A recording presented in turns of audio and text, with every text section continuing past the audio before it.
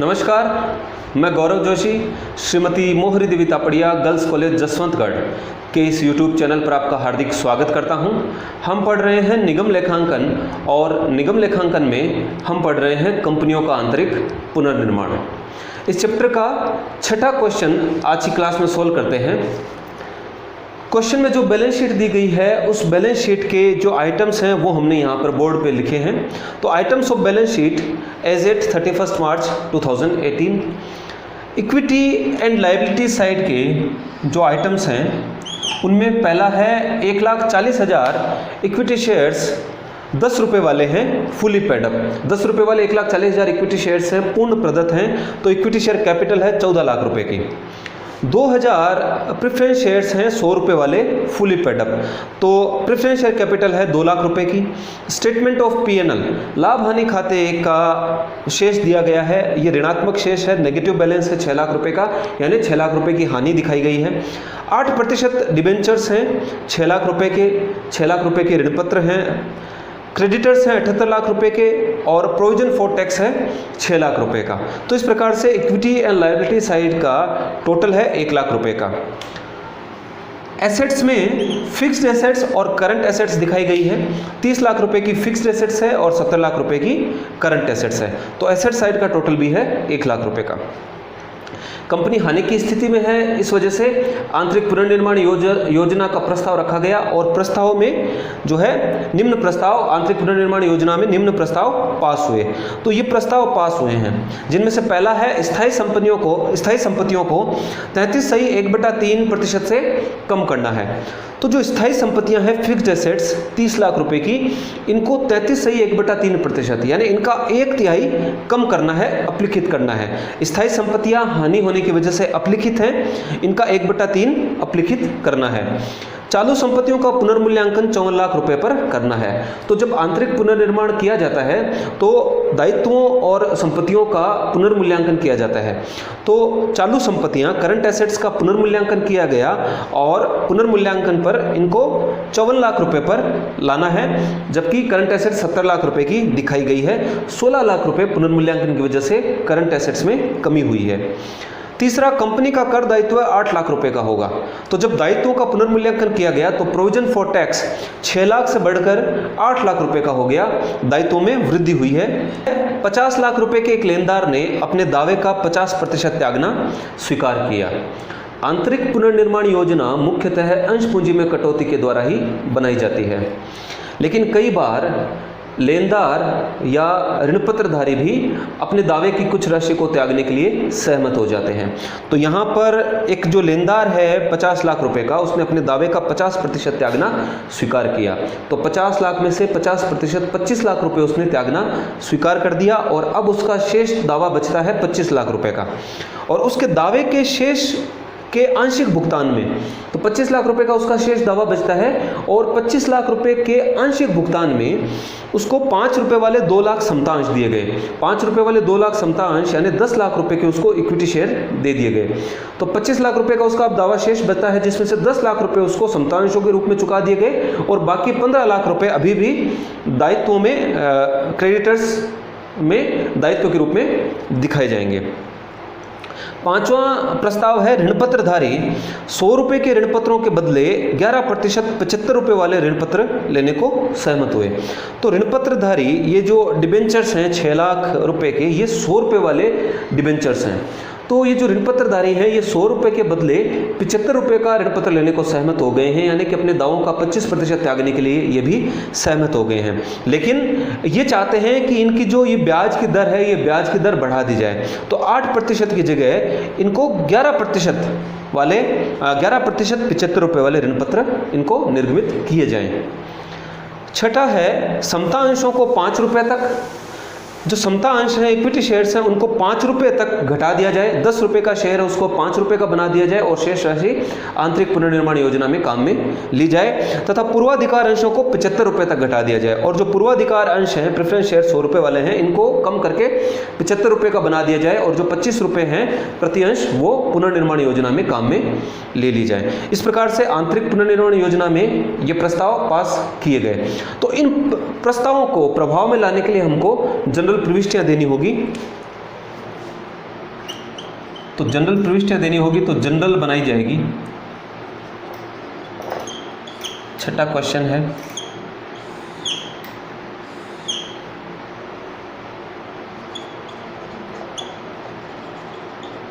Particulars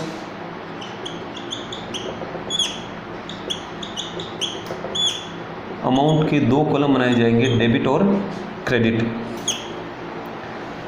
सबसे पहले हम जो अंश पूंजी को कम किया गया है, अंशों के पूर्ण प्रदत्त मूल्य को घटाया गया है, उसकी एंट्रीज करेंगे।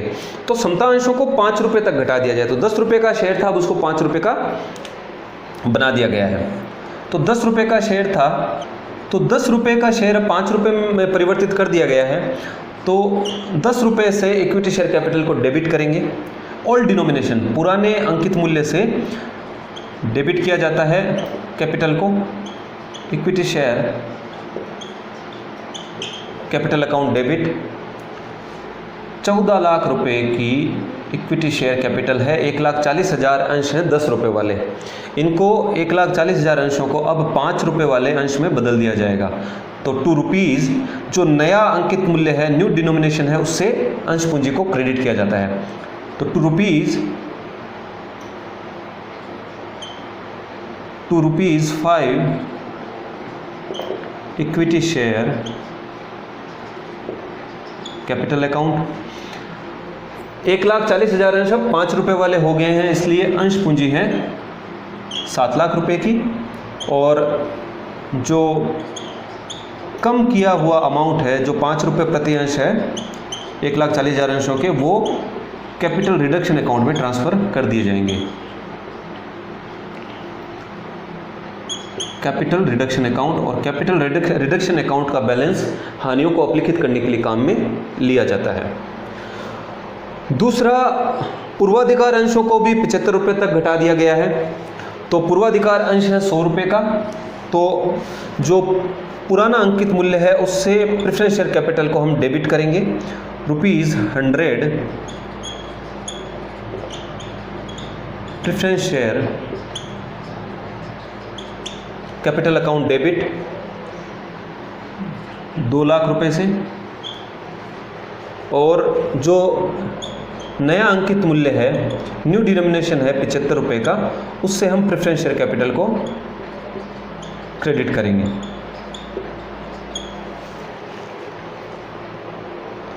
तो 2000 प्रेफरेंस शेयर्स 75 रुपये वाले। तो अब प्रेफरेंस शेयर कैपिटल बचती है, प्रेफरेंस शेयर कैपिटल बचती है 1,50,000 रुपये की। और जो बैलेंस अमाउंट है वो कैपिटल रिडक्शन अकाउंट में ट्रांसफ़र कर दिया जाएगा। और कैपिटल रिडक्शन अकाउंट का जो बैलेंस है वो हानियों को अपलिखित करने के लिए काम में लिया जाता है। तो 100 रुपये वाले 2000 प्रेफरेंस शेयर थे, 2 लाख रुपए की पूंजी थी, जिसको 75 रुपये वाले प्रेफरेंस शेयर में कन्वर्ट कर दिया गया है। तो 2000 75 रुपये वाले प्रेफरेंस शेयर, यानी कि प्रेफरेंस शेयर कैपिटल अब हो गई है 1.5 लाख रुपए की। और जो 50,000 रुपये हैं, वो 50,000 रुपये जो कम किए गए हैं 25 रुपये प्रति अंश, वो 50,000 रुपये कैपिटल रिडक्शन अकाउंट में ट्रांसफ़र कर दिए गए। इसके बाद ऋणपत्रधारी भी अपने ऋणों का कुछ भाग त्यागने को सहमत हुए हैं। 100 रुपये के ऋणपत्रों के बदले वो 75 रुपये वाले ऋणपत्र लेने को सहमत हुए हैं। तो 8% डिबेंचर्स अकाउंट डेबिट। 6 लाख रुपए के डिबेंचर्स थे, जो 100 रुपये का एक ऋणपत्र था, 6 लाख रुपए के डिबेंचर्स थे। अब वो 75 रुपये का एक ऋणपत्र लेने के लिए तैयार हो गए हैं, लेकिन जो ब्याज की दर है वो बढ़ा दी गई है। तो पुरानी दर से डिबेंचर्स को हमने डेबिट किया, और नई जो ब्याज की दर है 11%, उससे हम डिबेंचर्स को क्रेडिट कर देंगे डिबेंचर्स अकाउंट। तो 8% डिबेंचर्स अकाउंट डेबिट 6 लाख रुपए। तो जो ऋणपत्रों की जो राशि है 6 लाख रुपए, वो डेबिट कर दी 8% वाली, और नई जो ऋणपत्रों की राशि है 11% से वो हम क्रेडिट करेंगे। तो 100 रुपये का एक ऋणपत्र था, जिसके बदले वो 75 रुपये का ऋणपत्र लेने के लिए तैयार हो गए, यानी कि अपने दावों का 25% वो त्यागने को सहमत हुए हैं। तो 6 लाख का 25% 1.5 लाख रुपए। तो अब ऋण पत्र बचेंगे 4,50,000 रुपए के, और बाकी बचा हुआ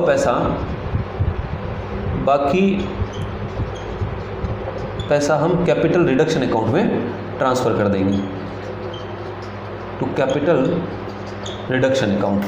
1,50,000 रुपये हमने कैपिटल रिडक्शन अकाउंट में ट्रांसफ़र कर दिया।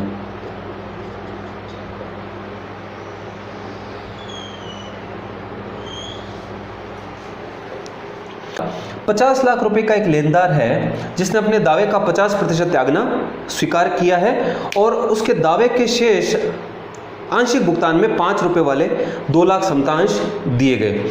यानी कि 25 लाख रुपए तो 50 लाख का 50% तो उसने त्यागना स्वीकार किया, यानी 25 लाख रुपए तो उसने त्याग दिया, और 10 लाख रुपए उसको भुगतान कर दिया गया अंशों के रूप में। यानी कि 35 लाख रुपए के क्रेडिटर्स अब पुस्तकों में से हटा दिए जाएंगे। तो क्रेडिटर्स अकाउंट डेबिट, क्रेडिटर्स को डेबिट किया जाएगा 35 लाख रुपए से। 50 लाख रुपए का ये एक लेनदार है जिसमें से 35 लाख को डेबिट कर दिया जाएगा। 35 लाख में से 25 लाख तो इसने राशि त्याग दी है, और 10 लाख रुपए इसको भुगतान कर दिया गया है अंशों के रूप में। क्रेडिटर्स अकाउंट डेबिट 35 लाख रुपए, और इसके बदले ₹2.5 इक्विटी शेयर कैपिटल। 35 लाख में से 10 लाख रुपए के तो उसको इक्विटी शेयर इशू कर दिए गए, और 25 लाख रुपए इसने त्याग दिए हैं जिसको हम कैपिटल रिडक्शन अकाउंट में ट्रांसफ़र कर दिए।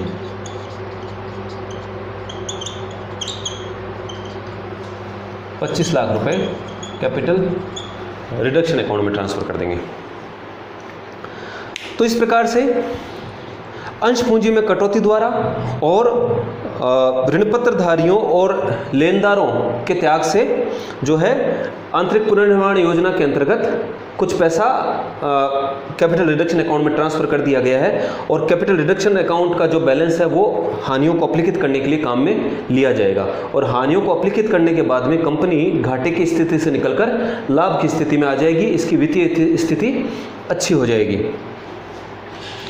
तो 7 लाख रुपए तो समतांशधारियों से प्राप्त किए उनकी पूंजी में कमी करके।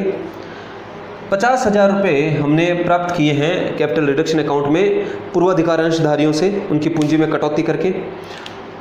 1,50,000 रुपये ऋणपत्रधारियों द्वारा त्यागे गए हैं, और 25 लाख रुपये लेनदारों द्वारा त्यागे गए हैं। तो इस प्रकार से कैपिटल रिडक्शन अकाउंट में जो बैलेंस है वो बैलेंस है 7 लाख प्लस 50,000 प्लस 1,50,000 और 25 लाख, 34 लाख रुपए का। तो कैपिटल रिडक्शन अकाउंट में 34 लाख रुपए का बैलेंस है, और अब इस बैलेंस को हानियों को अपलिखित करने के लिए काम में लिया जाएगा। अब हम हानियों को अपलिखित करने की प्रविष्टि पास करेंगे।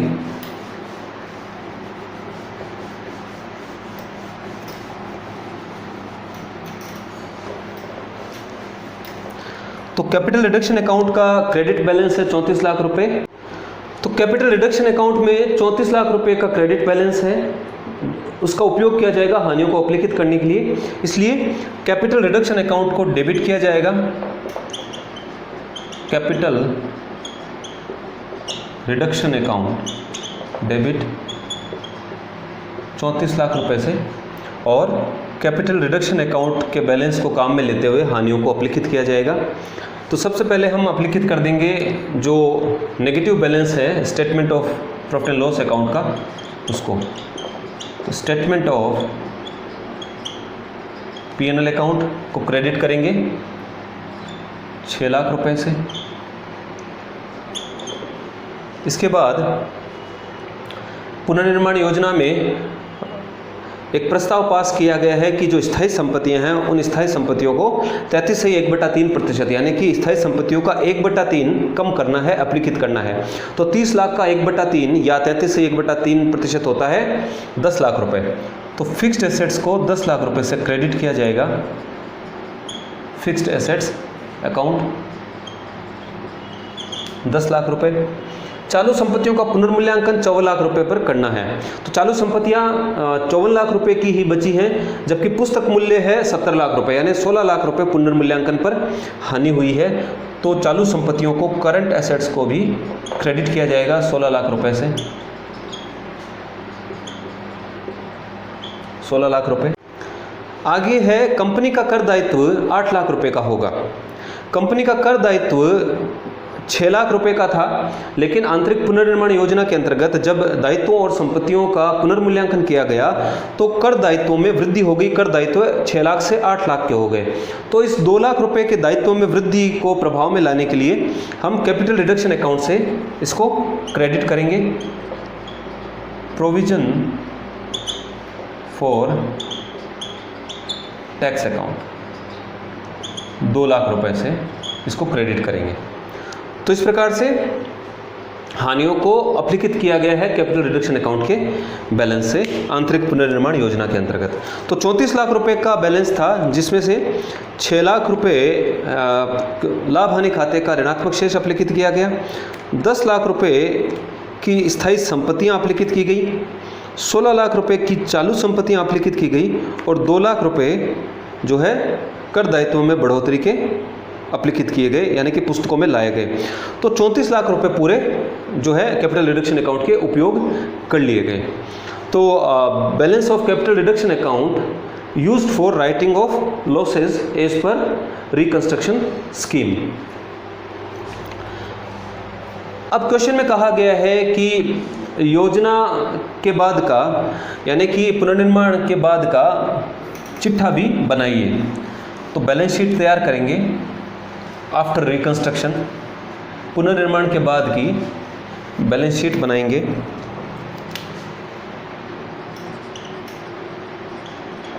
Balance sheet after reconstruction. तो हम यहाँ पर जो जो आइटम दिखाए जाएंगे बैलेंस शीट में वो हम यहाँ पर बोर्ड पर लिखेंगे, और जो बैलेंस शीट का जो फॉर्मेट है, जो क्वेश्चन में जो फॉर्मेट दिया गया है उसी फॉर्मेट में हमको बैलेंस शीट बनानी है आफ्टर रिकंस्ट्रक्शन। लेकिन अभी यहाँ हम बोर्ड पर केवल जो आइटम्स दिखाए जाएंगे बैलेंस शीट में वो आइटम्स यहाँ पर लिखेंगे, और वो आइटम्स किस अमाउंट से दिखाए जाएंगे वो अमाउंट लिखेंगे। तो इक्विटी एंड लायबिलिटी साइड में equity and liabilities, equity and liability side में 1,40,000 इक्विटी शेयर्स दिखाए जाएंगे ऑफ ₹5 ईच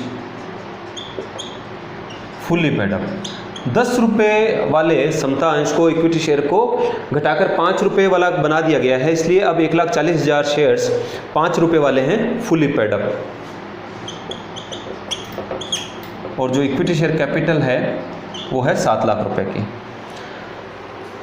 लेनदारों को भी 5 रुपये वाले 2 लाख समता अंश निर्गमित किए गए थे उनके दावे के शेष का आंशिक भुगतान में।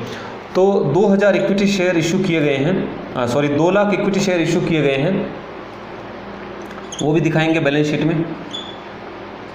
तो 2 lakh equity shares of ₹5 each, लेकिन ये जनता को निर्गमित नहीं किए गए हैं, ये इशू किए गए हैं लेनदारों को, इसलिए हम दिखाएंगे 2 lakh equity shares of ₹5 each issued for consideration other than cash. ये नगद के बदले निर्गमित नहीं किए गए हैं बल्कि किसी अन्य प्रतिफल के बदले निर्गमित किए गए हैं, इसलिए issued for consideration other than cash. 10 lakh रुपए के 2 लाख 5 रुपए वाले इक्विटी शेयर्स लेनदारों को इश्यू किए गए हैं। प्रेफरेंस शेयर्स दिखाए जाएंगे 2000 13% प्रेफरेंस शेयर्स हैं of ₹5 75 each fully paid up. पूर्वाधिकार अंशों को भी 100 रुपये से घटाकर 75 रुपये का कर दिया गया था पुनर्निर्माण योजना के अंतर्गत। तो 2000 प्रेफरेंस शेयर्स 75 रुपये वाले फुल्ली पेड अप दिखाए जाएंगे और पूर्वाधिकार अंश पूंजी दिखाई जाएगी 1,50,000 रुपये की। जो लाभ हानि खाते का शेष था, ऋणात्मक शेष, वो अपलिखित कर दिया गया है। अब पुस्तकों में नहीं दिखाया जाएगा, बैलेंस शीट में नहीं दिखाया जाएगा। 8% डिबेंचर्स की जगह 11% ब्याज वाले डिबेंचर्स इशू किए गए हैं 4,50,000 के। 6 लाख के डिबेंचर्स थे जिसमें से 25% इन्होंने त्यागना स्वीकार कर लिया था। तो अब 4,50,000 के डिबेंचर्स बचते हैं, लेकिन इन पर ब्याज की दर बढ़ा दी गई है। तो 11% डिबेंचर्स और अमाउंट दिखाया जाएगा 4,50,000 रुपये। तो 4,50,000 रुपये के ऋण पत्र हैं। क्रेडिटर्स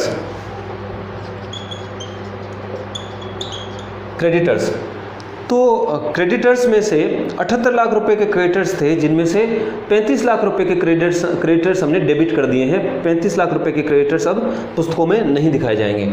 तो 78 लाख में से 35 लाख के क्रेडिटर्स कम हो जाएंगे और 35 लाख में से 25 लाख तो इन्होंने त्याग कर दिया है, 25 लाख रुपए का तो लेनदारों ने, और 10 लाख के बदले इनको जो है 2,05,000 रुपए वाले शेयर्स इशू कर दिए गए।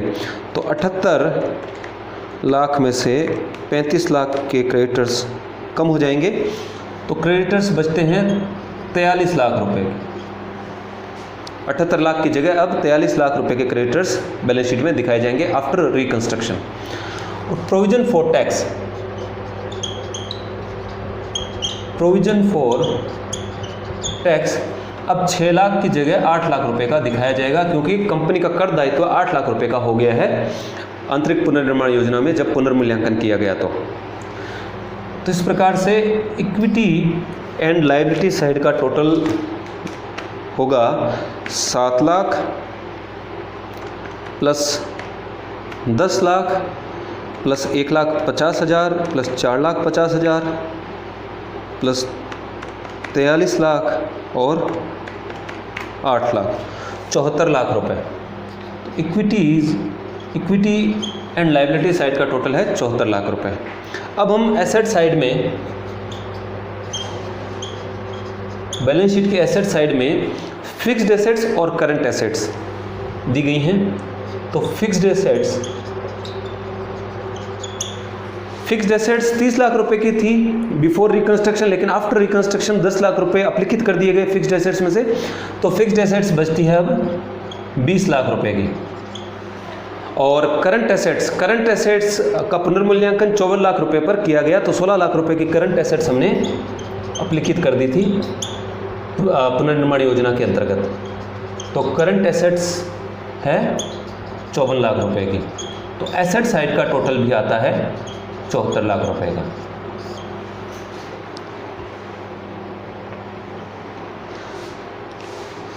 तो आज की क्लास में इतना ही। मैं आशा करता हूं कि आज की क्लास में हमने जो क्वेश्चन सॉल्व किया है वो आपको अच्छे से समझ में आया होगा। इस वीडियो को लाइक कीजिए, शेयर कीजिए, हमारे YouTube चैनल को सब्सक्राइब कीजिए। धन्यवाद।